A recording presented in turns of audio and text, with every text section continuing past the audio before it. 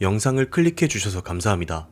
올해 초인 2025년 1월 14일 이름가르트 프루이너라는 이름을 가진 한 독일 여성이 99세의 나이로 세상을 떠났습니다. 그런 그녀는 특이한 이력을 가진 인물이었는데요. 바로 99세였던 2024년에 나치 전범으로서 유죄 확정을 받은 범죄자였다는 것입니다. 때는 프루이너가 96세였던 2021년 2월 독일 검찰은 최소 10,000건 이상의 살인 방조 혐의로 프루이너를 기소했습니다. 그리고 같은 해 9월 재판을 앞둔 그녀는 도주를 시도했다가 체포되었고 2021년 10월 19일 독일 북부에 위치한 이체호 법원에서 재판이 개시되었습니다. 재판부는 프루이너가 범죄에 가담했던 나이가 18세에서 19세였다는 점을 감안해 소년법원에서 재판을 진행했습니다.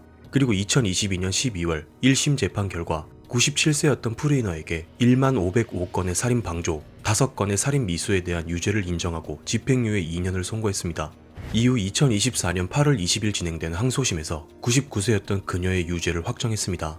무려 10,000건이 넘는 살인 방조죄, 약 80년 전 그녀는 대체 무슨 일을 저지른 것일까요? 프루이너는 2차 대전이 한창이었던 1943년 6월부터 약 22개월간 폴란드 단치히 외곽에 위치한 슈투트호프 수용소에서 근무했습니다. 당시 18세였던 그녀의 직책은 수용소 소장의 비서 겸 타자수였죠.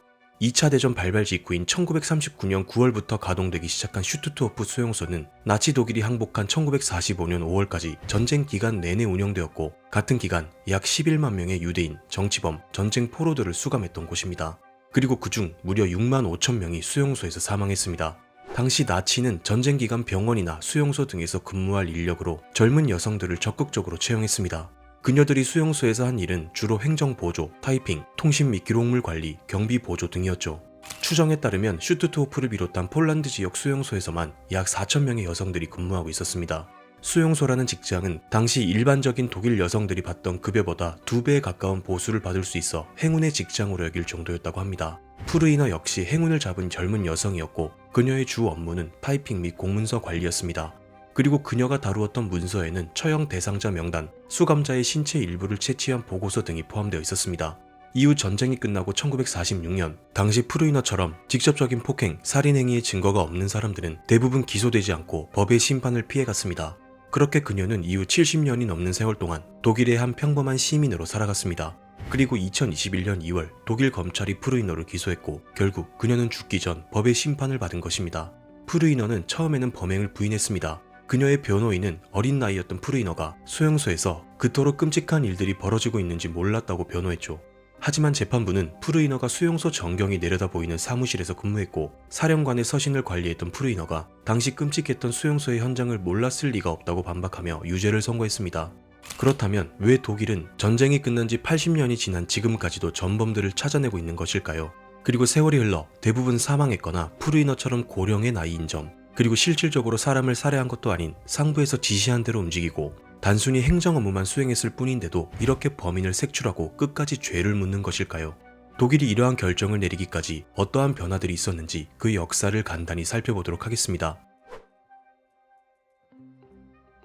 2차 대전 직후 니른베르크에서 주요 전범들에 대한 재판이 열렸습니다. 이를 흔히 니른베르크 군사 재판이라 부르고 있죠. 미국, 영국, 프랑스, 소련까지 승전국들이 니른베르크라는 도시에서 재판을 진행한 이유는 니른베르크가 당시 나치당의 전당대회가 열리던 상징적인 장소였고 승전국들은 범죄자들의 상징적인 장소에서 그들을 단죄하겠다라는 의미를 부여해 재판 장소를 선택한 것입니다. 그렇게 1945년 11월부터 1946년 10월까지 사상 최초의 국제 전범 재판이 열렸습니다. 히틀러, 괴벨스, 힘러 등은 이미 스스로 목숨을 끊었기 때문에 재판장에 나올 수 없었지만 괴링, 카이텔, 리벤트로프 등을 포함해 주요 전범 24명이 기소되었습니다. 그중 22명에 대한 최종 판결이 이루어졌고 교수형 12명, 종신형 3명 등이 선고되었습니다. 니른베르크 전범 재판은 여러 의미가 있는 사건이었습니다. 과거에는 전쟁을 국가의 행위로 간주해 개인에게는 책임을 묻지 않았으나 니른베르크 재판은 개인에게 전쟁 범죄, 반인륜 범죄, 반평화 범죄의 형사적 책임을 묻는다는 개념을 정립시킨 사례였습니다. 그렇게 니른베르크 재판은 현대 국제형사법의 출발점으로서의 역사적 의미를 가지고 있죠. 또한 가장 중요했던 것은 나치의 범죄를 공식적이고 공개적으로 규명해 전 세계에 그들의 끔찍한 행위를 알린 중요한 계기가 되었다는 점입니다. 이는 이후 독일 사회의 역사 교육과 과거사 청산 문제에도 큰 영향을 미쳤죠. 하지만 당시 니른베르크 재판의 한계점 역시 분명했습니다. 우선 개인에게 전쟁 책임을 묻는 명확한 법적 기반이 부족했습니다. 기존에는 그러한 법이 없었지만 일이 벌어지고 난 이후 사후의 법을 제정해 처벌했다는 점에서 한계가 있었습니다. 이에 재판부는 나치의 행위는 단순한 범죄가 아닌 전 인류에 대한 범죄였기 때문에 기존의 법을 뛰어넘는 보편적인 정의를 실현해야 한다고 반박했고 소급 적용해 이들을 처벌할 수 있다고 얘기했습니다. 또한 전범들의 변호인단은 독일의 범죄만 중요하게 다루고 드레스덴 대공습, 히로시마 나가사키 원폭 투하 등 연합군이 자행한 사건들은 재판 대상에서 제외되었다며 오직 승자가 곧 정의냐라는 비판을 하기도 했습니다. 이에 재판부는 나치의 행위는 전례 없는 전 인류에 대한 조직적이고 계획된 범죄 행위였다는 점을 들어 연합국이 저지른 행위와는 질적 차원이 다르다고 반박했습니다. 이처럼 당시 처음 열렸던 국제군사재판은 여러 논란거리를 낳은 것은 분명했으나 정의 구현이라는 측면에서 많은 사람들의 지지를 받았습니다. 하지만 뉘른베르크 재판은 최상위 수뇌부만을 처벌 대상으로 삼았고 실질적인 톱니바퀴 역할을 한 실무자들은 대부분 기소하지 않았다는 점에서 한계가 있었습니다. 그리고 여기에는 독일 내부의 저항과 무관심이 컸습니다. 당시까지만 해도 많은 독일인들은 재판을 승전국의 외압에 의해 강제로 행해지는 것이라 여겼고 반성보다는 반감을 가지는 경우가 많았습니다. 그리고 당시 독일인들은 과거사에 대한 청산보다는 당장 파괴된 국가를 재건하는 데 몰두하고 있었습니다. 그러한 과정에서 1950년대에서 1960년대 초까지 나치 출신 인사들의 복권, 관료 등용 등이 이루어지며 오히려 과거사 청산 분위기가 후퇴하는 현상을 보이기도 했습니다. 그렇게 뉘른베르크 재판은 선별적 정의를 실현하는 데 그쳤고 대다수의 방조자, 침묵자, 실무자들은 사회로 복귀하거나 해외로 도피하는 결과를 낳기도 했습니다.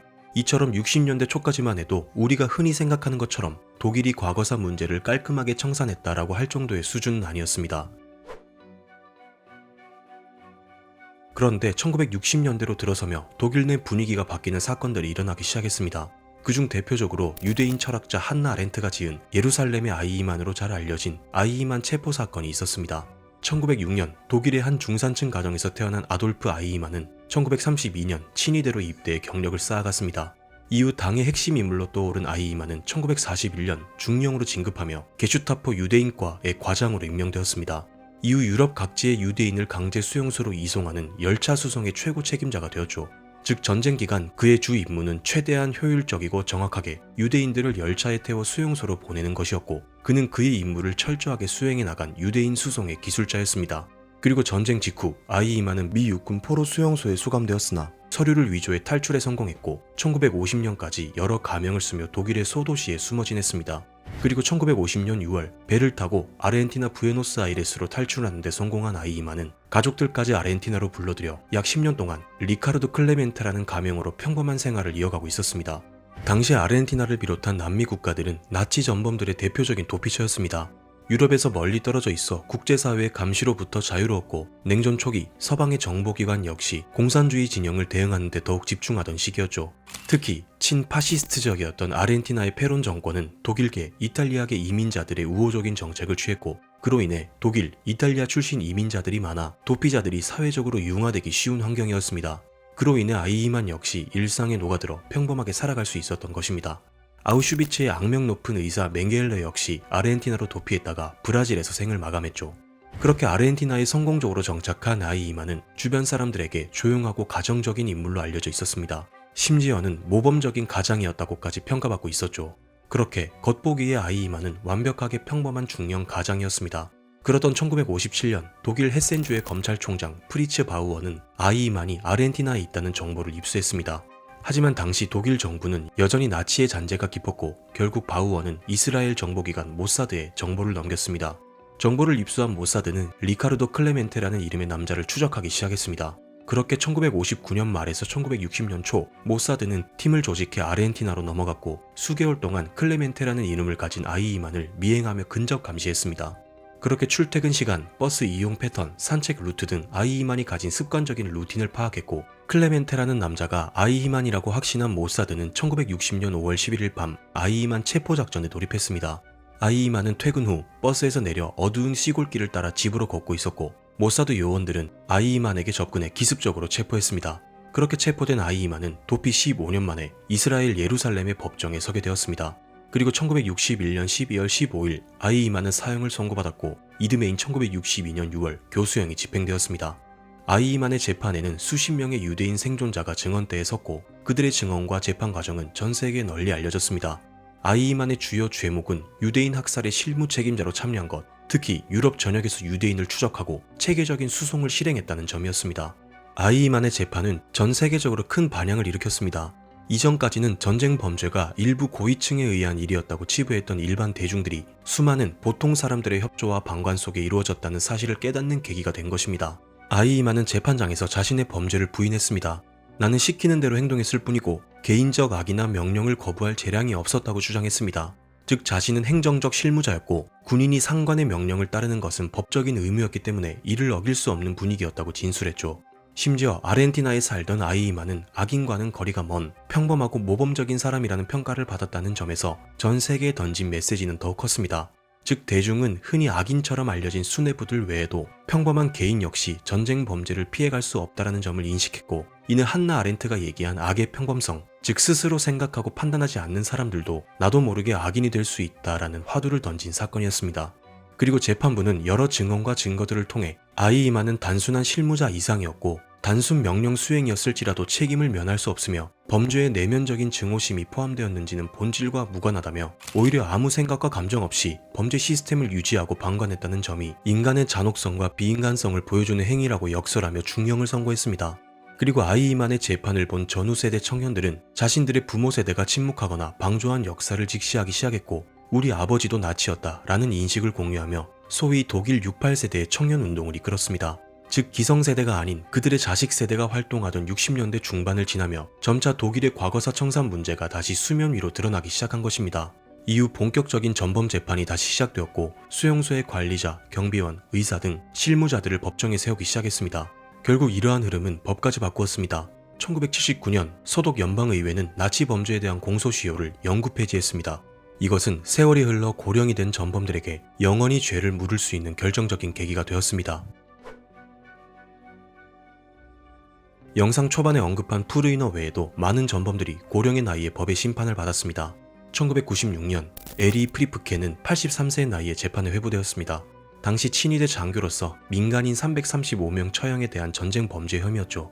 그 역시 아르헨티나로 도피해 40년 가까이 숨어 지냈으나 1994년 체포되어 이후 종신형을 선고받았습니다. 2009년에는 91세의 남성 존 뎀얀유크가 재판을 받았습니다. 그는 1943년 3월부터 6개월간 폴란드 소비보르 수용소의 경비원으로 근무했습니다. 그렇게 약 2만 8천 건 이상의 살인 방조 혐의로 2011년 징역 5년을 선고받았습니다.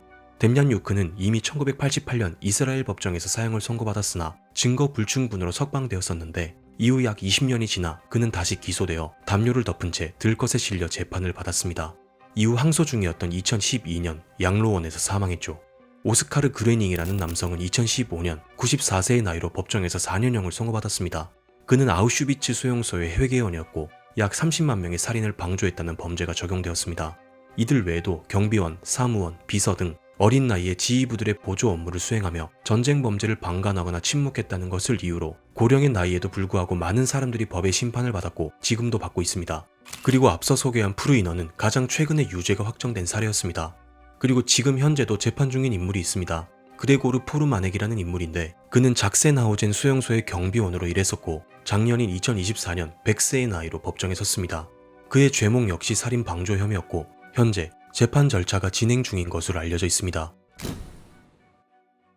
오늘 알아본 푸르이너를 비롯한 고령의 전범들 그리고 아이이만은 모두 직접 전쟁을 일으키거나 살인을 지시한 인물들은 아니었습니다. 그러나 그들의 행정, 수송, 기록 업무 하나하나가 모두 톱니바퀴처럼 작동해 범죄 시스템을 완성했고 법정은 나는 시키는 대로 했을 뿐이다, 아무것도 몰랐다 라는 논리를 무너뜨리며 과감하게 법에 칼날을 들이댔습니다. 물론 고령의 전범들을 이제 와서 재판하는 것이 무슨 의미냐는 얘기들도 있습니다. 1945년에 20살이었다고 가정하면 지금 현재 100세죠. 지나치게 고령이라는 점, 실질적인 형 집행이 어려운 점, 너무 많은 세월을 지나왔다는 점, 혹은 그들이 어린 시절 무엇을 알고 그랬겠냐는 등의 동전 여론 역시 분명 존재하고 있습니다. 하지만 독일은 시간이 흘러도 정의는 유효하다, 세월이 지났고 나이가 들었다고 책임을 묻지 않으면 오히려 과거를 정당화할 수 있고 자라나는 미래 세대에 제대로 된 역사 교육을 할 수 없다며 이러한 기조를 계속해서 유지하고 있습니다. 그리고 이는 대한민국에서 살고 있는 우리들에게도 여러 질문과 메시지를 던질 수 있습니다.